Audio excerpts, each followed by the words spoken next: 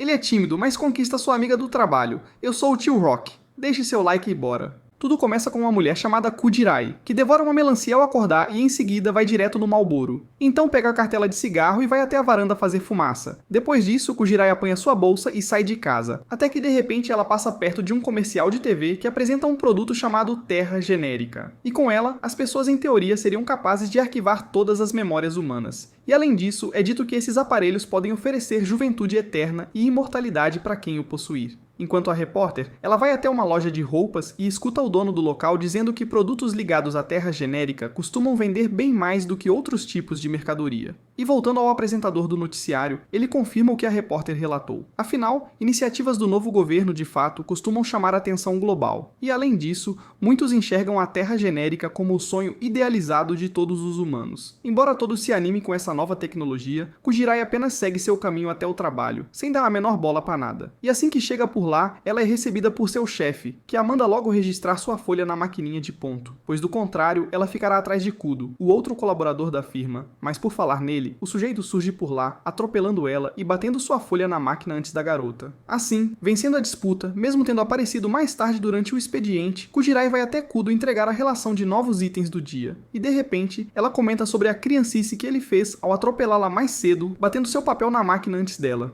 E o esquentado, Kudo começa a espernear, gritando para ela esquecer esse assunto. E de repente, o patrão deles comenta com Kudo sobre a Secundicolon, o bairro em que ele mora, e diz que mesmo o local não sendo nada prático para viver, ainda assim o número de habitantes da região nunca cai. Dito isso, ele pergunta se Kudo não pensa em se mudar, e quando vai responder, diz que apenas gosta bastante da atual Secundicolon. E bem, na hora do almoço, Kudo leva Kujirai para comer como forma de se desculpar pela graça que fez naquele dia mais cedo. E ao notar que o restaurante onde eles estão é um que ela já queria conhecer, Kujirai fica mais animada e começa a dar uma olhada no menu para decidir o que pedir. Mas de repente, Kudo muda de ideia e decide levá-la para comer no mesmo lugar de sempre. Nisso, a moça começa a encará-lo séria, deixando ele sem entender nada. E então ele pergunta o que está errado e Kujirai diz que queria ter comido naquele outro restaurante que eles estavam antes. Mas ao ouvir isso, Kudo pega uma colherada de comida e leva na direção dela, e em seguida começa a descrever o ensopado como forma de convencê-la de que aquela é a refeição mais gostosa do mundo. Mas enquanto ele vai falando, ela acaba ignorando tudo, prestando apenas atenção nos óculos dele, que passaram a embaçar mais do que o normal desde aquela manhã. E ao ouvir isso, Kudo sugere que a visão dela esteja piorando. Nisso, ela decide usar uma colherada da marca que viu na televisão. E assim que vê ela fazendo aquilo, Kudo começa a dar uma bronca nela, dizendo que os produtos daquela empresa ficaram menos confiáveis desde que foram herdados pelo filho do antigo dono, que não é lá muito confiável. Nisso, Kudo comenta que se ela estiver com cansaço visual, basta cogerar e massagear os pontos de acupuntura dela. Dito isso, ele estende os braços na direção dela, oferecendo uma massagem. Porém, Kujirai recusa a ajuda dele, dizendo que ele só vai atrapalhar ainda mais. Nisso, os dois começam a discutir, até que de repente, a garçonete traz mais um prato que haviam pedido, interrompendo a briga. E bem, ao seguirem com a refeição, Kujirai comenta com ele sobre a tal sala 205 do prédio Xi'an. Nisso, Kudo diz que o local não tem ar-condicionado e fica virado para o sol, portanto ninguém em sã consciência iria querer morar lá. Ao ouvir isso, Kujirai lembra de outro conserto que precisam fazer no prédio, e Kudo por sua vez diz que prefere resolver as coisas por conta própria a ter que chamar o proprietário sempre. Afinal, o lugar já está bem antigo e exigiria reformas constantes, o que faria com que o dono acabasse repassando o custo no aluguel. Já no retorno ao escritório, Kudo sugere que ela resolva logo o problema dos óculos, pois trabalhar com lentes com grau errado certamente vai forçar a vista dela em algum momento. E depois de visitar o oftalmologista, ela descobre que na verdade a visão dela melhorou. Portanto, o desconforto que sentia ao usar óculos era porque na verdade ela não precisa mais deles para enxergar. E ao vê-la sem óculos, o chefe comenta que ela fica bem melhor assim. Dito isso, o velhote pede a opinião de Kudo e ele responde o contrário, na cara dela, dizendo que prefere ela de óculos, como se estivesse incomodado. E já em outro momento, Kujirai pergunta se ele é contra a construção da terra genérica. E ele responde que sim, na hora, pois acha um absurdo estarem usando os impostos deles para montar uma cópia barata do planeta. Enquanto Kujirai fala sobre o restaurante onde queria ir mais cedo e diz que o local corre risco de encerrar, já que várias novas lojas de Kulum devem fechar em breve. E por falar nesse local, Kudo descreve Kulum como um espaço nostálgico devido à sua simplicidade e vizinhança um tanto barulhenta.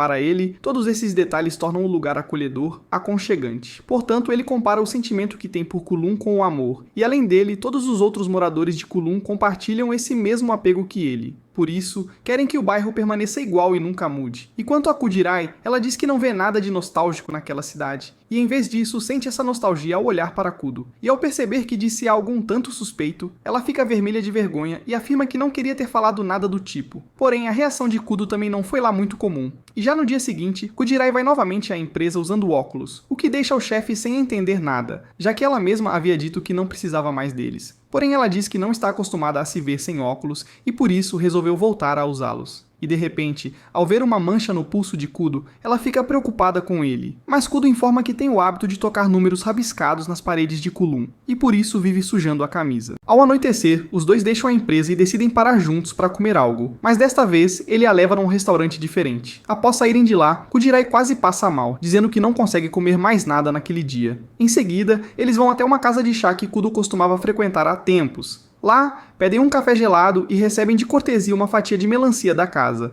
Mesmo dizendo que estava cheia, Kudirai vai direto na melancia, deixando Kudo confuso, já que ela havia dito que não aguentava comer mais nada. Ela explica que a melancia tem textura parecida com água, então para ela é quase como tomar um gole refrescante. Enquanto degusta a fruta, ela sente de novo aquele sentimento estranho de nostalgia ao olhar para Kudo. Então, decide acender um cigarro igual ao dele e comenta que fumar depois de comer melancia deixa um gosto ótimo na boca. Kudo apenas a observa com um olhar surpreso, fazendo-a pensar que falou algo esquisito, mas ele diz que, na verdade, se lembrou de outra pessoa que dizia exatamente a mesma coisa. Na hora de ir embora, o atendente acompanha os dois até a porta e comenta que está feliz por Kudo ter levado sua namorada ali novamente. Surpresa, Kudirai logo corrige, dizendo que são apenas amigos. Caminhando ao lado dele, ela comenta sobre a confusão feita pelo atendente e pergunta se ele não vai explicar as coisas. Afinal, quando Kudo for lá com a verdadeira namorada, o funcionário pode achar tudo estranho. Mas Kudo apenas dá risada e pede que ela não se preocupe com esses detalhes. De forma inesperada, ele a presenteia com um peixe fresco, que ela aceita antes de seguir sozinha para casa, ainda pensando na conversa que tiveram sobre encontrarem outras pessoas com hábitos parecidos aos deles. No dia seguinte, a TV transmite um aviso sobre a situação climática em Kulum, informando um alerta de poluição fotoquímica no ar. O governo recomenda que todos evitem atividades ao ar livre devido ao calor e à umidade.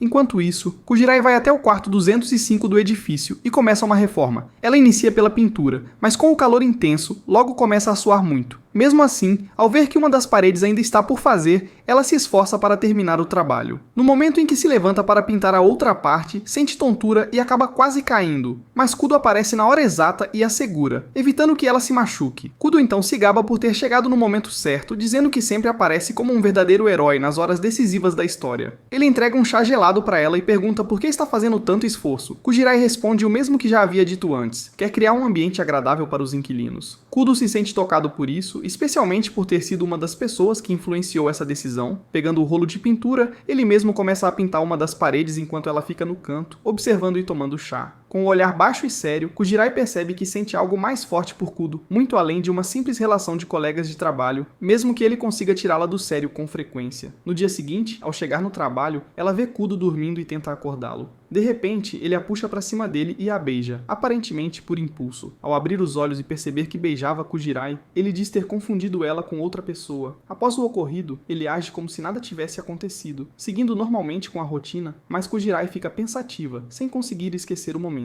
Em um canto do escritório, ela vê uma gaveta aberta e decide fechá-la. Dentro dela, encontra uma foto de Kudo com outra mulher e deduz que seja a pessoa mencionada por ele anteriormente. Curiosa, ela volta à casa de chá onde estiveram. E ao mostrar a foto ao atendente, ele diz que foi ele mesmo quem tirou a imagem, e que na verdade, a mulher ao lado de Kudo na foto era a própria Kudirai. Ela, no entanto, não tem nenhuma lembrança daquele momento. Voltando do trabalho, Kudirai recebe uma ligação de Ohari, que reclama sobre o barulho feito pelo vizinho durante a madrugada, tirando seu sono. Preocupada, Kudirai promete investigar. Ao tocar a campainha da casa barulhenta, é recebida por uma enxurrada de ursos de pelúcia e pela moradora Yomei, que estranha a visita e pergunta quem ela é. As duas então começam a conversar. Yomei explica que está ocupada com a confecção de mais 50 daqueles ursos. Enquanto conta sua situação, Yomei percebe Kudirai pensativa e sugere que talvez ela esteja precisando de um analgésico. Mesmo sem conhecê-la, Kudirai decide se abrir e mostra a foto com Kudo. Ao ver a imagem, Yomei assume que ele é o namorado dela e que possivelmente a traiu, deixando Kudirai abalada, mas ela nega. Diz que nem lembra de ter tirado aquela foto e que eles nunca tiveram qualquer relação mais íntima. Mais que isso, Kudirai confessa que não se recorda de várias coisas, inclusive sobre quem foi no passado. Ela nunca havia refletido sobre isso, mas percebe naquele momento que sempre teve uma certa lacuna na memória. Para completar, Kudo nunca havia mencionado nada sobre aquela imagem ou sobre um possível envolvimento entre os dois. Após ouvir o desabafo, Yomei é firme e diz que, se Kujirai afirma não ser a moça da foto,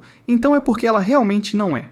Há muitas pessoas por aí sem passado, diz Yomei, e ela é um exemplo disso. Já passou por tantas cirurgias plásticas que se tornou alguém completamente diferente de quem era. A cena muda para o passado de Hajime, na época em que ele havia acabado de ingressar na empresa, vindo de uma filial no Japão. Logo de início, ele cruzou com Reiko. Embora semelhante, ela não tinha exatamente a mesma aparência da protagonista atual. E não era só o visual que se diferenciava, mas sim o jeito de ser. Foi ela quem apresentou a cidade e seus hábitos parecidos com os que ele já conhecia. Foi a Reiko B quem lhe falou sobre o número 8, e também o levou pela primeira vez ao restaurante onde tudo começou. Basicamente, todas aquelas situações que vimos os dois repetindo antes já haviam acontecido com Reiko B, ou seja, foi ela quem introduziu Hajime àquele mundo, não o contrário. Naquele terraço, enquanto compartilhavam cigarros e suco de melancia, Reiko foi quem deu o primeiro discurso sobre Kulum, mostrando que as palavras que ouvimos antes, na verdade, haviam saído originalmente da boca dela. Reiko B demonstrava estar completamente envolvida emocionalmente. De volta ao presente, a protagonista estava almoçando em um restaurante recém-inaugurado ao lado de Yaomei. Lá, retomaram o papo sobre aquela foto misteriosa. A amiga sugeriu que Reiko perguntasse diretamente a Hajime, mas descobriu que ela estava apaixonada demais para encarar isso. Para evitar confusões, decidiram chamar a Reiko do passado de Reiko B. No entanto, ainda pairava a dúvida. Seriam duas pessoas distintas, muito parecidas e com o mesmo nome? Ou a mesma mulher com memórias perdidas? Yaomei ainda levantou a hipótese de Hajime estar aguardando o retorno das lembranças dela, o que explicaria por que ele a levava sempre aos mesmos lugares que frequentavam antes. Isso deixou Reiko ainda mais inquieta, tentando compreender como Hajime realmente a via agora. No trabalho, Hajime a chamou para jantar após o expediente, mas novamente sugeriu o restaurante de sempre. Quando ela o questionou se ele estava buscando aquela sensação de nostalgia, ele respondeu afirmativamente. Mas quando o clima parecia evoluir entre eles, ele comentou friamente que ela não tinha furos nas orelhas e que ainda apresentava aquelas rugas visíveis. Reiko ficou incomodada com a observação e, após se despedirem, ela guardou a foto de volta onde a havia encontrado. Dias depois, numa propaganda da farmacêutica Ibnuma, anunciaram que fariam exames médicos gratuitos para todos os moradores de Kulum. Naturalmente, Reiko e Yaomei foram conferir. Yaomei estava curiosa para conhecer Miyuki, o novo diretor da empresa, conhecido como um dos melhores médicos da região. Após realizarem os exames, encontraram uma mulher oferecendo consultas gratuitas para cirurgias estéticas. Ao ouvir isso, Reiko lembrou do comentário de Hajime sobre suas rugas e, por impulso, decidiu participar junto com as amigas. Enquanto isso, Hajime descobriu que Tal, seu amigo da loja de chá, havia pedido demissão. Pouco tempo depois, Reiko e Yaomei também foram ao local em busca de respostas, mas não encontraram nada, pois Tal já não trabalhava mais lá. Durante a visita, ao observar alguns brincos, Reiko recordou a frase de Hajime sobre suas orelhas sem furos. Então, comprou um par muito semelhante ao que Reiko B usava. Como havia sido ele quem alugara a residência para Tal, Hajime tentou verificar se o amigo realmente havia se mudado.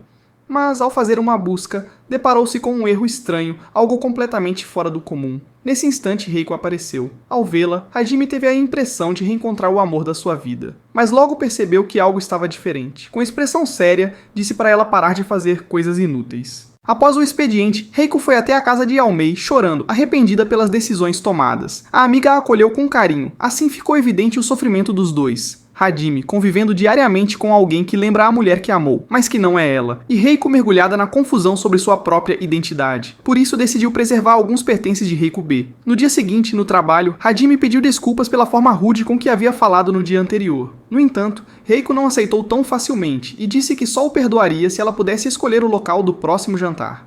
Foram então a um restaurante novo, e para a surpresa de Hajime, ele não conseguiu criticar a comida, que estava excelente. Ainda assim, comentou que preferia o restaurante antigo. Na saída, houve um novo momento de proximidade entre eles, e ao observarem o objeto conhecido como terra genérica, notaram que ele estava mais reluzente que o normal.